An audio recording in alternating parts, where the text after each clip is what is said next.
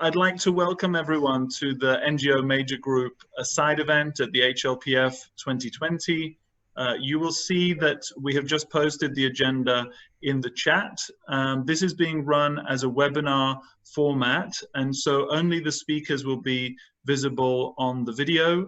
But for all those who are participating, and we have approximately 50 participants now, thank you very much for joining us. The NGO Major Group is one of the most diverse and active of the major groups and includes a very wide range of civil society groups from around the world. And it's been a real pleasure and also a challenge to define who would be the best speakers, because there are so many excellent speakers across the NGO Major Group, and we're really delighted to have such a strong panel.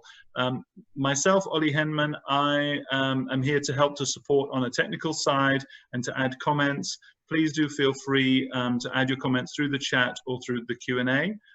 Karine and I will be here to support. So I'll pass to Karine to introduce herself next, and then to Amanda to moderate the session. Hello all, thank you for joining us. As Ollie said, we're here to support through the chat. We also want to encourage you to paste any of your questions into the chat, and hopefully we'll get a chance to answer as many of them as possible at the end of the event. So thank you again for joining. I wanted to introduce our moderator for today, Dr. Amanda Woomer. She's the Associate Director for Monitoring, Evaluation, Accountability and Learning for Habitat for Humanity International's Terwilliger Centre for Innovation in Shelter. The Centre is one of Habitat's key commitments toward the implementation of the United Nations Member States' new urban agenda, and globally supports the development of more inclusive, resilient and responsive housing markets. Dr. Woomer also has experience supporting programs centered on disaster recovery, environmental peace building and extractive industries governance. So I'll hand you over now to Dr. Amanda Woomer. Thank you, Ollie and Karine. I'm very excited to be here. Today's event will focus on building back better in the face of the COVID-19 pandemic. Building back better requires us to strengthen the science policy interface and build community resilience through education as well as holistic and cross-disciplinary action. Today we're going to hear from speakers about the building blocks necessary to ensure that humans in the natural world thrive post-COVID-19. They'll discuss topics ranging from human well-being to resilient food systems, to ways in which we can protect our planet and how we pay for all of this, of course. We're excited for today's speakers who were selected via an open process based on their range of experience, expertise, and geographies. In order of appearance, pending we ensure all our panelists are here today, we will have Farah Kabir, Neth Dano, Philip Lymbery, Mohamad Alawneh, Nana Firosh-Manashvili, sorry if I butcher your names, Alfonso Hernandez Rios, and Justice Lavi. And I'll provide a short introduction before each of the speakers, who will have 5 minutes each to discuss their topics. So to kick us off today, we will have Farah Kabir. Farah has been working with ActionAid Bangladesh as the country director since June 2007. She has over 21 years of vast experience in the field of development and research, and is a renowned human rights figure at home and abroad. So Farah, please take it away. And just a reminder again that everyone has 5 minutes, and I will step in and give you a reminder if needed. Thank you, Amanda. Hi, everybody. Am I audible? Because sometimes when you are in the south, the Wi-Fi and connectivity is a problem. Human well-being, wow, that's quite a big canvas. From where I am looking at it and experiencing it, I would say that whether we are in the south or the north, there is a gender dimension to it. There is the rural, urban, and educational, as well as class dimension to it. And that was the existing scenario, and there were lots of inequalities that existed. And there was also due to the whole neoliberal development philosophy or script, there was also incompatibility between humans and natures and humans and the other species, so which was affecting on our well-being, I would say, if you take it on a broad brush. And the COVID-19 situation has just sharpened and put the spotlight on all these inequalities. It is being presented as a health issue, and but we also know it is about life, and it's also about livelihood, and it's about well-being across board. And when we look at the implications of COVID-19, the economic, social, cultural, we see how mental health, along with the physical well-being, has been impacted. And it has been impacted on multiple levels. If you are a young person, or if you are a school-going person, you've not been in school for 6 months. You've not seen your friends. You've not been engaging with your class teacher. And we've come to a level of where we really appreciate the digitalization and the transformation to using more technology.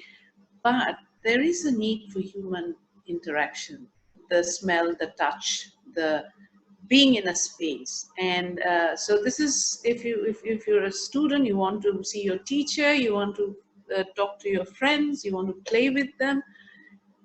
And these are like, we took all this for granted. Then we took a lot of other things for granted. For instance, the speed at which we were working, the lifestyle that we were living in, the consumption patterns. We were overdoing everything. And suddenly COVID has put a halt to it.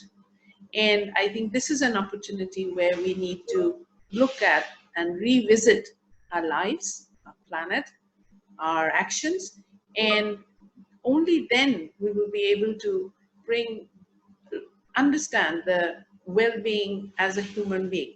Now, when we're talking about well-being, it can't just be about the economics of it. It can't be about how much I earn and how many clothes I have, and I think it's about being able to choose. It's about being able to participate.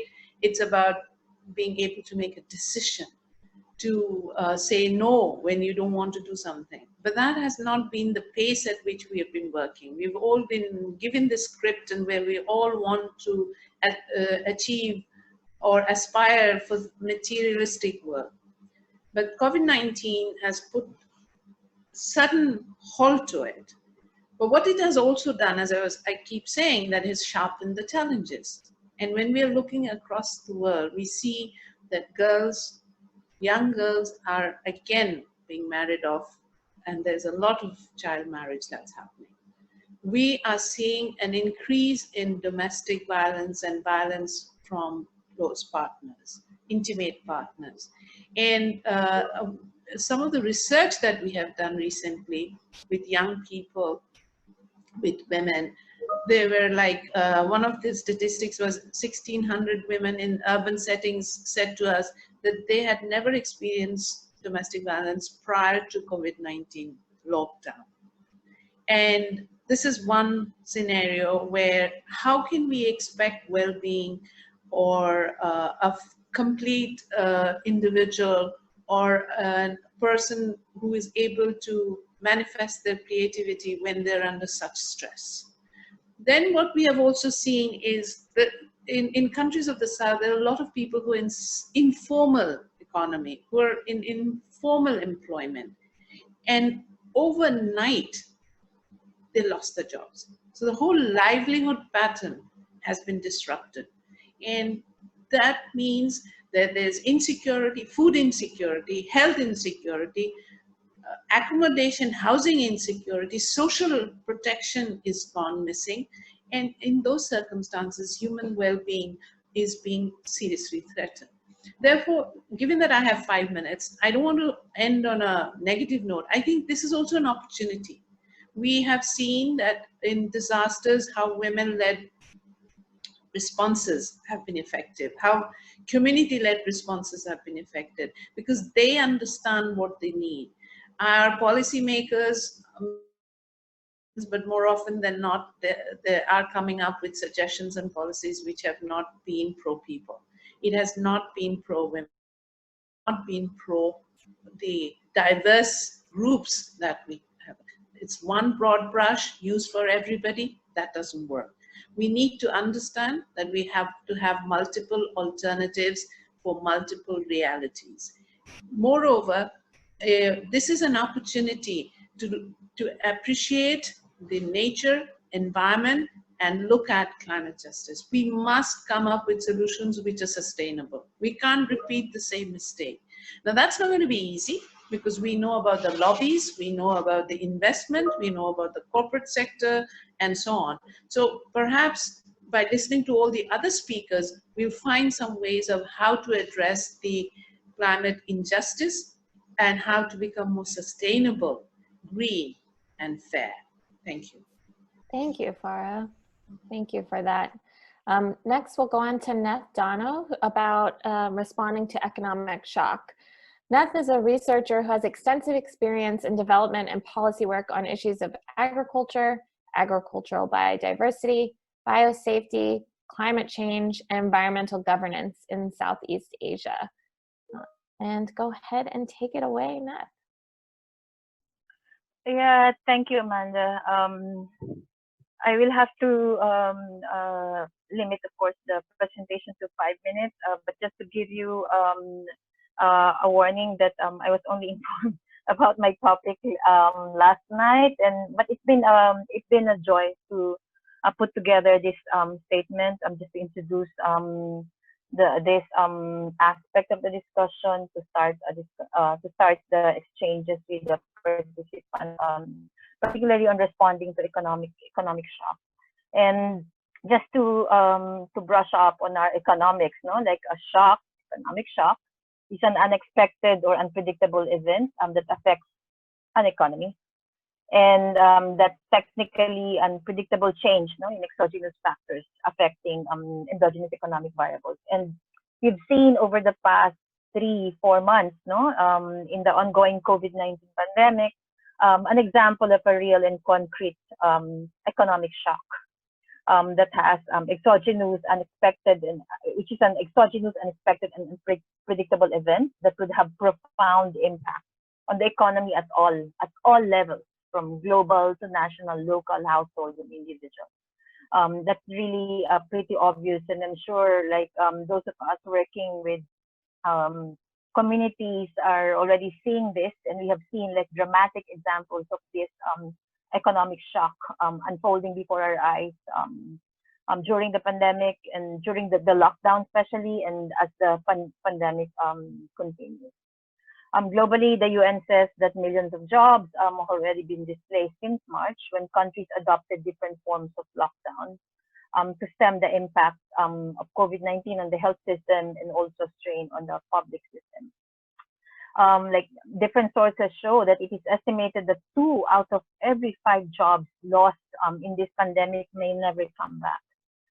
Researchers also estimate that about 42% of pandemic-induced layoffs will result in permanent job loss. And you could just imagine the long-term impact of this on the economy across levels. And when we put numbers into this, the ILO even said that even before the pandemic, at the start of this year, global unemployment is already standing at about 190 million people without jobs. And add to that the shock resulting from the pandemic. And we've also seen that there are actually sectors that were really gravely hurt by the pandemic, and most of them in the food and accommodation sector, the retail sector, business, and also manufacturing. Agriculture in terms of job was not so much impacted yet because most jobs are local, household based, and also food continued to be produced, although there's been massive disruption in the supply chain. As Farah mentioned, much of the dramatic impacts of the pandemic are actually on the informal economy. the invisible part of the economy, which actually constitutes half of the global workforce. Like about 1.6 billion people are actually employed in the informal sector, and that's half of all the world's labor force, and most of them in emerging and developing countries. Like, so tens of millions of informal workers have already been affected, and we've seen images in news channels of how this has impacted countries like India, where you actually have all this massive migration of people that's worse, that's actually the world has never seen since the partition. And of course, like, all the sources are unanimous in saying that the impact is actually far worse than the 2008, 2009 financial crisis. And not to mention that this will also translate to the increased number of poor and hungry people. There are varying statistics on this, but there's unanimity that it's going to increase by at least like 20 million more people globally who will go hungry. And as Farah alluded to, this is not happening in a blank slate. All of these economic shocks are actually happening in an unequal world. Like, we are living in a world where you have Jeff Bezos, the richest person alive, who has a net worth of $171 billion at this point, who will still be a billionaire even if he loses 99% of his wealth tomorrow. And of course, like, if you're reading economic news, you will have found out that out of that 171 billion, 50 billion or 56 billion actually increased. Like, he earned that during the pandemic from March to June. So there are people who are earning, very few of them, including Tesla, Zoom, who have actually gone richer by 2 billion just between March and June, while 99% of people are actually losing income and livelihood, and which is a matter of death and survival, not to those 99% of the world's population. So in terms of response to economic shock, like, let's just look just fast on how the world has actually responded to economic shock in the 2008 and 2009 crisis. In response, in terms of the micro response to the economic shock, there was definitely less spending on access to social services, including health and education, decreased employment, and we will see more of this, especially as education in many countries are shifting to online mode. Of course, unemployment translates to reduced household income, and when it comes to gender aspects, the coping mechanisms of most households have actually put women and girls to great disadvantage, such as increase in unpaid domestic and care work, the adjustments in terms of budget and food preparations and gathering of food in the wild, augmenting income through multiple jobs, children in the labor force, malnutrition, stunting, and waste. I'd like to use my last minute just to come up with identify 5 bullet points on how, as the government scramble to extend economic and financial bailouts to companies at this point, those who are in the margins, including those in the informal sector, should be the priority and should not be left for themselves. Economic bailout should not just support businesses and enterprises, but more of those who are most impacted, including those in the informal sector who have little or no means to cope, like cash transfers, providing better and more social protection that are gender responsive and takes into account economic inequality that exists are key. Also, we will see more increased dependence on informal sources of income, more people going into the informal sector, and we will also see that there will be adjustments in terms of food production, like more urban gardening, backyard production, and this is also an invisible aspect. It's rarely recognized that about 10% of the world's food comes from urban gardening and backyard production. And as we've seen in many countries during the lockdown, there's been dynamic effort to support shorter food supply chain, and we would really want to see government supporting the shorter food supply chain that links consumer and producer directly and supporting that, such as through community supported agriculture and also mutual aid. So I end my presentation there. Sorry for a bit of overtime. Yeah. Thanks, Neth. These are very interesting topics and some great ideas there to continue the discussion. Next, we'll have Philip Lymbery talking to us about food systems. Philip has 25 years of animal welfare, wildlife, and environmental issue experience. He is currently the Global Chief Executive of International Farm Animal Welfare Organization Compassion in World Farming, and a visiting professor at the University of Winchester, as well as president of Eurogroup for Animals in Brussels. He has spearheaded Compassion's engagement work with over 1,000 food companies worldwide, leading to real improvements in the lives of over 1 billion farm animals every year. In 2015, Philip was awarded the International Golden Dove Peace Prize in Rome. Philip, I will pass it over to you. Amanda, thank you so much. Thank you so much for having me here, and looking to the future with food systems. As countries emerge from COVID-induced lockdown, what has become really clear is that the coronavirus pandemic has shown just how fragile society really is, and that for the sake of a decent tomorrow, big changes are needed today. Whilst COVID-19 is widely seen as having emanated from China's wet markets and the illegal wildlife consumption trade, it is but the latest disease to emerge from our appalling treatment of animals. Industrial agriculture, where thousands of animals are caged, crammed and confined, produces the perfect breeding ground for disease. Highly pathogenic strains of avian influenza or swine flu are but two examples. The latter, swine flu, causing a pandemic only a decade ago, killing some 500,000 people worldwide. Industrial agriculture is not only the biggest cause of animal cruelty on the planet, it's also a major driver of deforestation, pollution, and decline in the world's wildlife. 40% of our entire harvest is fed to industrially reared animals.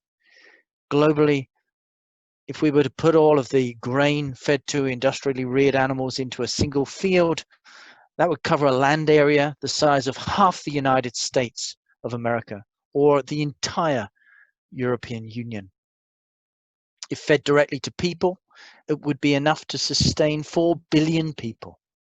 Yet as animal feed, much of the food value is lost in terms of both calories and protein in conversion to intensively produced meat, milk, and eggs. In this age of pandemic, climate, and biodiversity emergency, there is a growing need for a wholesale move from unsustainable industrial farming practices towards a future-fit system based on regenerative agricultural principles. In the words of the United Nations, we need to seize this moment to build back better. And to do this, we need to reset the way we view animals and nature. The crucial thing, to my mind, for genuinely resilient, inclusive sustainability is that farming works in harmony with nature, that it is genuinely regenerative, putting back soil health, bringing back pollinators and other biodiversity, conserving water and protecting the future for us all. I've seen some of this myself around the world. In South Africa, I've seen an up-and-coming farmer with chickens that follow his cows in a mixed rotation. No need for antibiotics. The animals are naturally healthy. In the US, I know of farmers looking after their soils by keeping it covered all year round, using cover crops, which are then grazed by sheep in the winter, avoiding the plough and thereby disturbing the immense ecosystem in the soil. And in my country, in the UK, I've seen pigs grazing with cows, both feeding on herb-rich pastures. In these scenarios, there's no need for lots of chemical fertilizers or pesticides or antibiotics. Soils are fertilized naturally, insect and weed pests kept at bay by the diversity of crops and animals, and everything stays more naturally healthy. It's a perfect food system. And the great thing about this regenerative, restorative agriculture is that it also doesn't need lots of money to get involved. Lots of money on expensive equipment or chemicals. In that way, you know, it's the perfect way for young people and people without lots of capital to get involved with the future of food and farming. When COVID-19 is beaten, let's join hands together in global action to move away from damaging industrial farming practices. Move to regenerative food and farming without factory farming and with much less dependence on resource sapping intensive animal products. Next year's important meetings, UNEA 5, the Food Systems Summit, and the next, the COP on climate change, provide us with important opportunities to do just that. I very much look forward to working with you all toward what I see as an urgently needed global action plan, a global agreement to build back better in ways that are mindful of the principle learned through the pandemic, that protecting people means protecting animals too, that the future of food systems is regenerative. Amanda, thank you. Great, thank you, Philip. Wow, a lot to think about there as well. I think we're going to continue to have a lot of conversations after today's event. Next, I would like to introduce Mohamad Alawneh. Mohamad is a project coordinator at the International Union for Conservation of Nature and manager of North Star Environmental, which is an environmental NGO. He is a water and climate change professional with a master's degree in integrated water resources management and also a group coordinator in the World Water Forum 9, which will be held in Senegal. Mohamad, please take it away. You're still on mute. Sorry. Sorry, I didn't notice that. So, am I here now? Can you hear me? Yep, we've got you. Thank you. It's my pleasure to meet all of you and attendee also. Today, I will talk about decarbonization of energy systems, and I prepared something which is not very sophisticated, but I will try to make it as simple as possible. So, accessing to affordable, reliable, sustainable, and modern energy is the focus of the SDG 7. We all focus, or the agenda of 2030 is based on the SDGs, as everyone knows. SDG 7 tackle the energy and the renewable energies in particular. We have a problem nowadays about the gas emissions and Paris agreements, and some countries have withdrawn from this agreement and actually are working to make it weaken this for political reasons. So achieving this, the energy decarbonization and universal access is critical for achieving all the sustainable development goals. Science must play a major role in advancing sustainable development, but lacks critical exploration to provide an appropriate scientific definition about modern energy, clean fuels, and cleaner fossil fuel technology, particularly. Fossil fuel industry funded propaganda and strong lobbying are undermining energy decarbonization using an absence of politically adaptation of definition of modern energy. Lack of political will or government efforts to replace fossil fuel, oil, coal, and gas by renewable energy source is the key barrier for achieving most of the sustainable development goals, the SDGs. In fact, governments are encouraging fossil fuel use by funding and subsidizing fossil fuel companies. The total direct and indirect global public subsidies for fossil fuel is about $5 trillion per year, which is 25 times higher than the global public subsidies for renewable, which is $200 billion per year. You can notice now the difference for political reasons why renewables are much less subsidized than fossil fuel. Government expenditure on fossil fuel subsidy exceeded public spending on education or health in many countries. Actually, many countries are even selling coal technology and expertise to developing countries, although they are phasing out coal-fired plants in their own countries. Fossil fuel subsidies are a key obstacle for greater investments in renewable.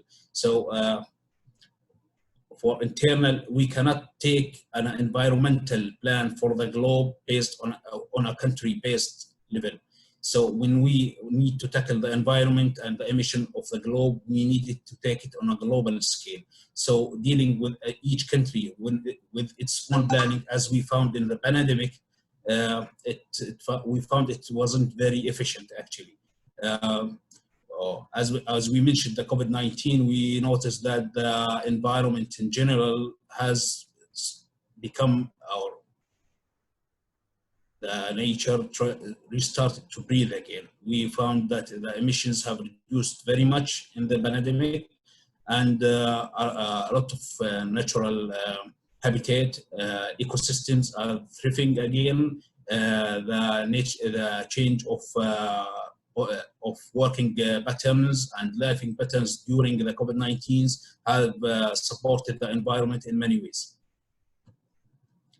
So our recommendations as an NGO and IUCN for decarbonization and universal access are phasing out direct and indirect fossil fuel subsidies by 2025 and in the developed countries, and in the developing countries by 2030. Each country should formulate an energy subsidy reform policy and to phase out funds using to subsidize fossil fuel. Phasing out fossil fuel power plant generation by 2050, and rapid scale up for decentralized renewable energy solution for increasing access to decarbonized energy through community ownership and energy justice approach, making renewable electric cooking solutions a top political priority, scale up investments in energy efficiency across all sectors of the economy. Some economics are now the new champions of nuclear and hydropower energy, which they are pushing out in the name of sustainable energy. This should be stopped because it is only endangers humans and environment health, but also it creates lockdown of critical resources in the years to come. The energy transitions need to be carefully planned with regard to livelihood of millions of workers in the fossil fuel industry and the economics of developing countries, which is depending on the exporting of natural resources and oil. And lastly, nuclear energy and large-scale hydropower projects should not be promoted as clean energy. I think my presentation is over now, and thank you all. Thank you, Mohamad. Thank you, Amanda. It looks like, unfortunately, our last two panelists or three panelists were unable to join us today, which leaves us with more time for questions. So we have a couple of questions that have come in so far. I'll go ahead and start with the first. This question is about the cultural aspects of well-being and recovery. How would, and I'll pose it to all the panelists, so please feel free to jump in if you'd like to respond. How would you position the arts, museums, cultural heritage, indigenous traditional knowledge, historic knowledge, and cultural diversity within this idea of building back better in that process?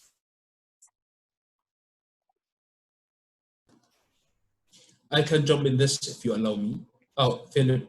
No, please go ahead. No, be my guest. Oh, thank you. Well, I was going to simply say that I do think that inclusivity is so important in building back better, and that ensuring that we have diversity and equity thoroughly at the heart of building back better is absolutely essential if we're to have a genuinely inclusive, sustainable system going forward. So, and in that, I also see diversity in thought and expression, and so I do think that that art, museums, and things of this nature are hugely important, not only as part of our cultural heritage, but also in stretching ourselves as individuals and for supporting our mental well-being.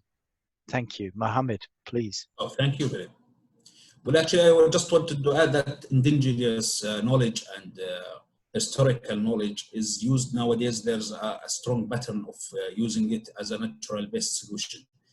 we are in environmental organizations are relying heavily actually on this indigenous knowledge, because people long years ago have managed to live with the environment without hurting it. So they have the knowledge to sustain the environment, and they have the knowledge how to keep it or how to use the ecosystem services in a sustainable way. So it's a pattern, and actually we have a lot of examples to how we are using this. I don't think we have the time to explain it, but we are using this nowadays in practical in our projects. Thank you.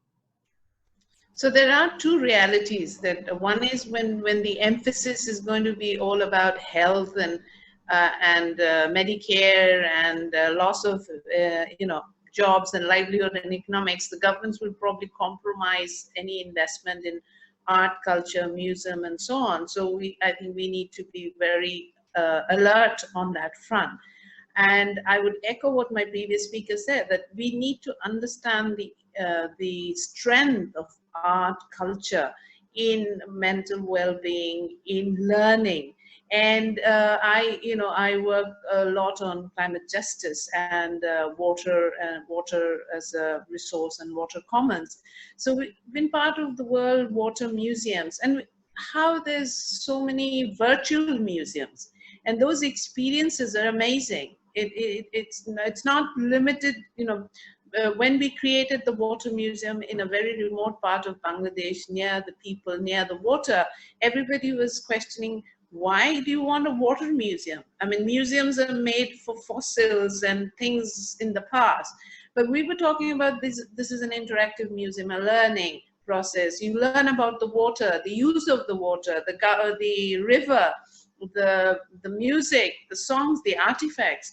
And it really got the young students and young people interested. So there are global networks of virtual museums, which is a learning opportunity. And given that we are not going to be going back to a space, physical infrastructure for learning very soon, I think we should capitalize on these new ways using the technology and move away from the curriculums and the way of teaching that we have, but open up. I've seen people who have been in depression learning to paint using the computer and digital and being very creative. So the range, the opportunity is huge, whether we understand and whether we invest in it. And music, theater, these are so critical for communication, for getting information out to people, for helping people understand. And it's also about dealing with conflict and violence. So I think there should be a great emphasis on this. Thank you, Farah. I want to go to the next question, which is somewhat related, and it's about community engagement. And the question comes in with asking, moving forward, how can NGOs help address the complex aspect of community engagement, since traditional methods that we would use to engage with communities right now are not working due to physical distancing and other limitations like that? How can NGOs help address this aspect of the current crisis? Well, as an NGO manager, proceed. As an NGO manager, we noticed that social distancing is making activity interactive between humans are much less efficient actually. Today we are heavily relying on applications like Zoom and WebEx. This is not as efficient as direct interaction between humans, to be honest. Nevertheless, Mohamad, okay. Excuse Mohamad, me? we lost you for a minute, sorry. Oh, no problem. Nevertheless, using this technology have helped us to reach a new people in a larger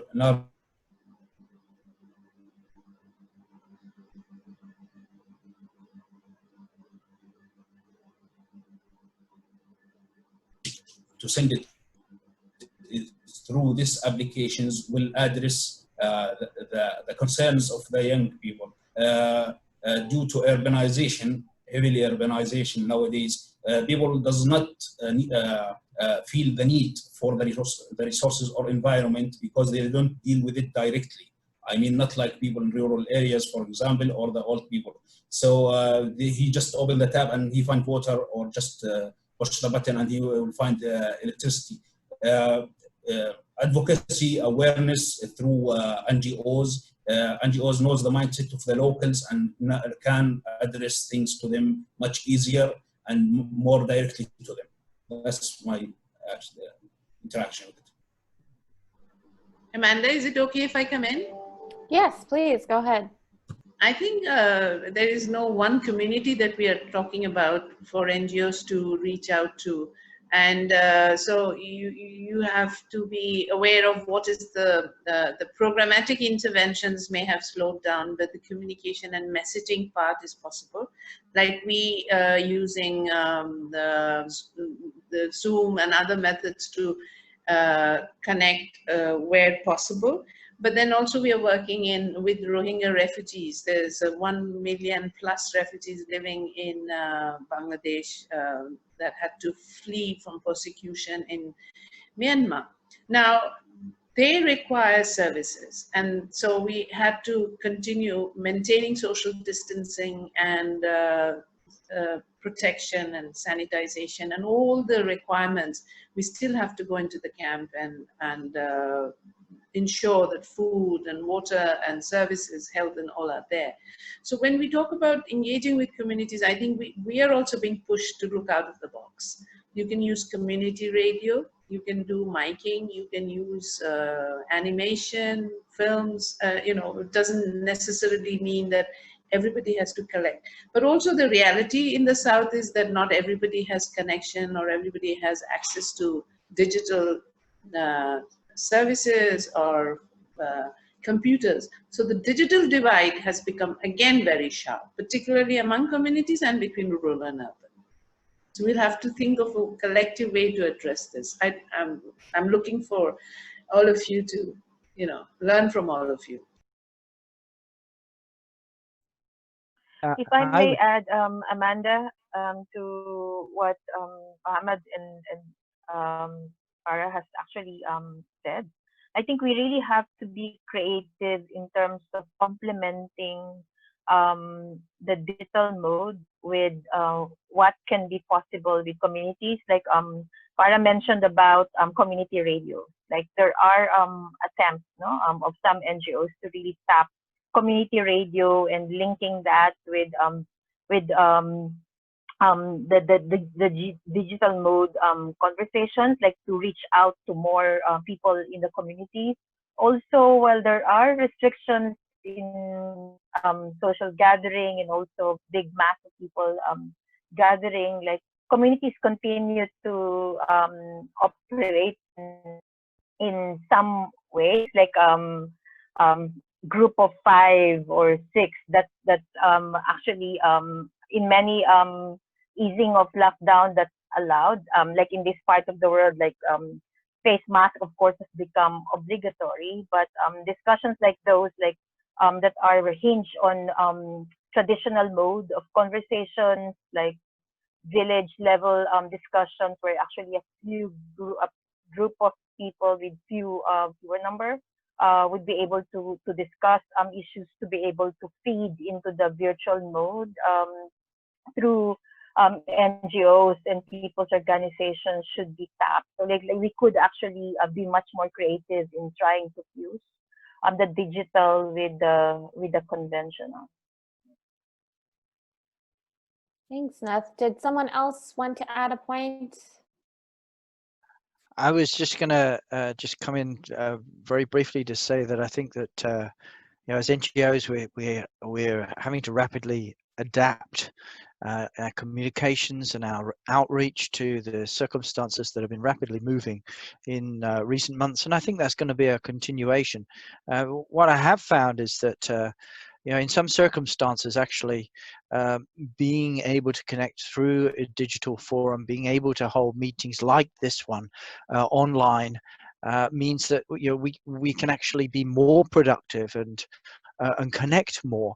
And I've been fortunate enough to take part in several UN meetings, for example, over the past month, which, if I were traveling to each of them on different continents, would not only be very time consuming, but also environmentally unfriendly. And we've quite recently in Brussels had an event with the legendary conservationist Dr. Jane Goodall. Being able to hold that online by necessity, it was going to be a physical event, but holding it online meant that many times more people were able to be involved than if we had hired the kind of halls within the European Parliament institutions that are available. So I do think there's great positives to be taken from the situation, but as with all things, adaptability is the key feature to continuing to engage with communities in rapidly changing times. Great point there. I'm going to pivot a little bit. So we have a couple of points and comments and questions that I'll group together. One person has asked or pointed out that it's a good idea to speak about agroecology as inclusive of the social and economic pillars of change. And this particular person pointed out the FAO's 10 elements of agroecology. So I'll ask if any of the panelists want to comment about that point, and also throw out there some questions that we've gotten about animal welfare. In particular, that animal welfare seems to be barely recognized in global policy. So how can we integrate those animal welfare discussions into global debates? I'll stop there. There's another animal welfare question we'll get to after that. So on either topic, maybe Philip, if you want to start. Okay, thank you. I know agroecology, a form of regenerative agriculture, in my view, is absolutely, I think, the way to go in terms of building back better. And I think the principles include not only the practical of farming in ways which are respectful to nature, to the farmed animals, to the soil, but also that more cultural aspect of inclusivity and respect for the well-being of consumers, producers, and everyone involved in the production chain. On animal welfare, I think it's really important that animal welfare is seen in and of itself as an issue of importance, that animals are recognized as sentient creatures, as creatures capable of feeling pain and suffering, and therefore treated with compassion and respect. That in and of itself is an important recognition, and that should be pertained globally. At the same time, animal welfare should be seen rightfully as an important facet of sustainable regenerative food systems. That essentially, if you're not treating animals in a respectful, welfare-friendly way, then frankly, you're not getting the system right. If you're keeping animals caged, crammed, and confined, then we're opening ourselves up to disease, to future pandemics. We're also likely growing their feed in ways which is damaging to soils, pollinators, and the future. So essentially, those are just examples. I could go on, but essentially animal welfare is not only an important consideration in and of itself, it is also at the center of what makes a future fit system and has to be part of building back better. Thanks, Philip. Anyone of the other panelists would you like to add? Okay. We did also have a question about the ways in which factory farms and wildlife markets lead directly to diseases like COVID. And Philip, I think you touched on that a little bit, but if you want to add anything there. Absolutely. Well, the essential problem with factory farms is that there are too many animals in too small a space. And rather like children in a classroom, if one of the children gets a cold or a flu, it quickly spreads like wildfire. wildfire. In factory farms, you've got thousands, tens of thousands, sometimes hundreds of thousands of animals in the same place. And so it's a perfect breeding ground for disease. And not only that, it's a perfect breeding ground for diseases to become more pathogenic, more dangerous. And that is how the next pandemic could come about. News in the last couple of weeks is that there has already been a new virus with pandemic potential that has been identified in pigs. And we should remember that one of the more recent pandemics, 2009 swine flu, essentially came about through keeping animals in these cramped confines that lend themselves to disease. And that's before we talk about the need to prop up these disease-ridden systems using most of the world's antibiotics.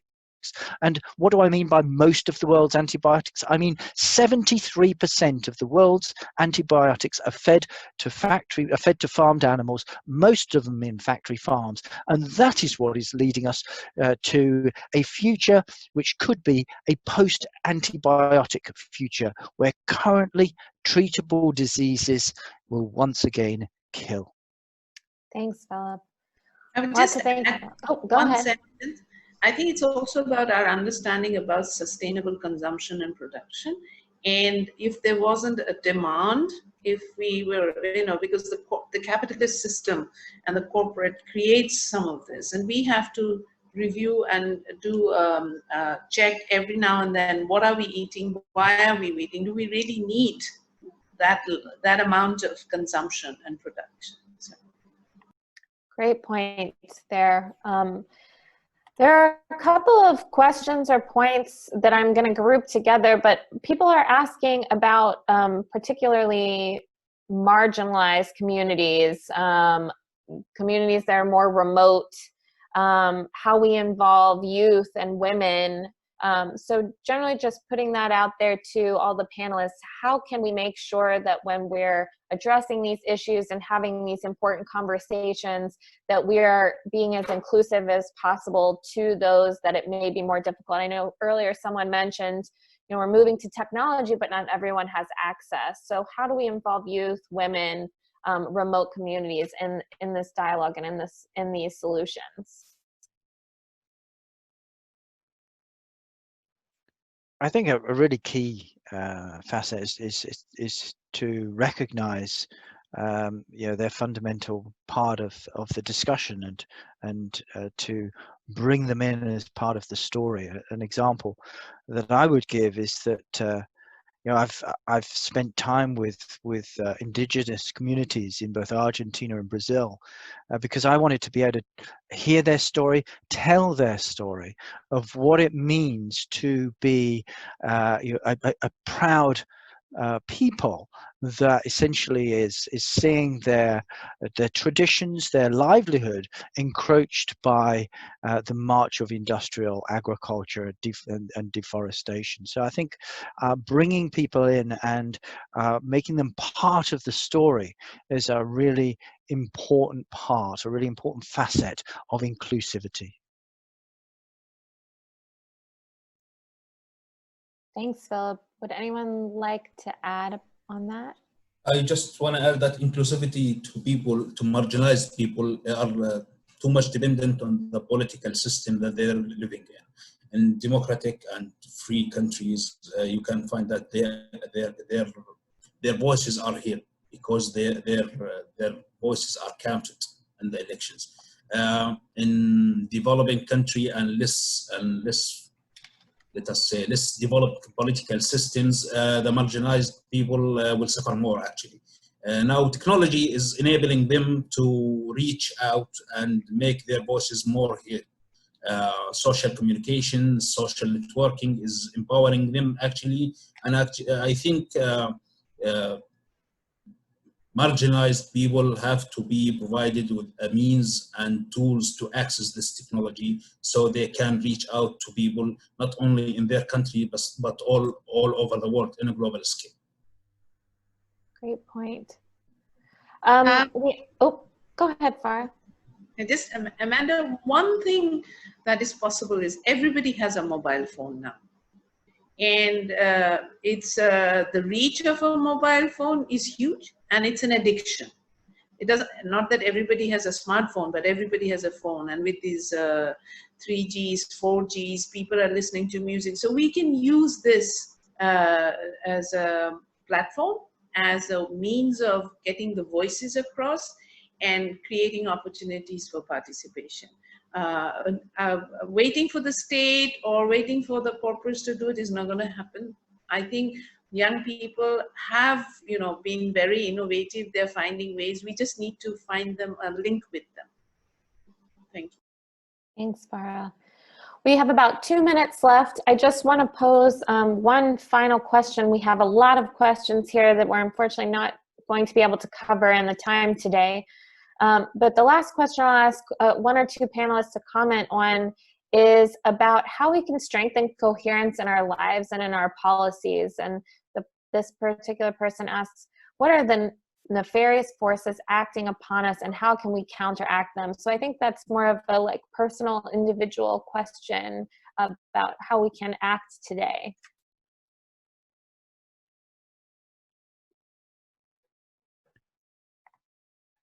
Philip?